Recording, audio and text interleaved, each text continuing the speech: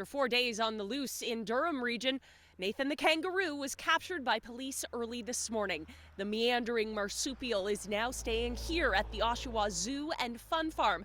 But animal rights advocates are concerned about its welfare at this roadside zoo.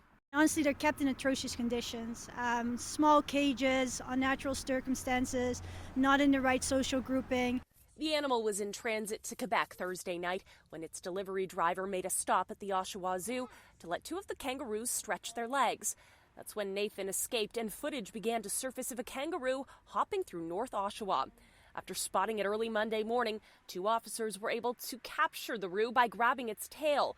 The head of the Toronto Zoo says the situation is a reminder of why accreditation standards matter. But why wasn't there a perimeter fence there? Your accreditation process has that usually far more structured. What time of year are you doing a move like this in to make sure if an animal was to escape, they're not going to be facing elements, and have to face multiple days in the rain, the sleet, the cold? That's exactly what the 4-year-old roo faced over the weekend, begging the question, how did it survive? It probably had access to some browsing material like grass or whatever. They are pretty okay when it comes to low water because they're from Australia, so they're used to like some harsher climate conditions, but the cold has probably been very stressful for this animal. The kangaroo is still stressed but otherwise healthy, according to the Oshawa Zoo, which is unaccredited under Canada's accredited zoos and aquariums. Ontario doesn't have any regulation when it comes to the keeping of non-native wild animal, so if your municipality doesn't regulate this, you can keep any animal you want, you can put it up for display, you can call yourself a zoo.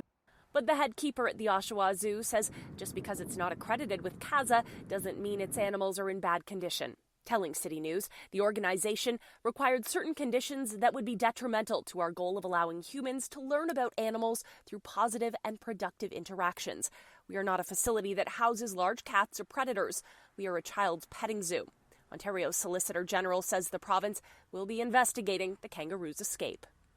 Now, it's not clear where the kangaroo was coming from or where exactly in Quebec it was heading to.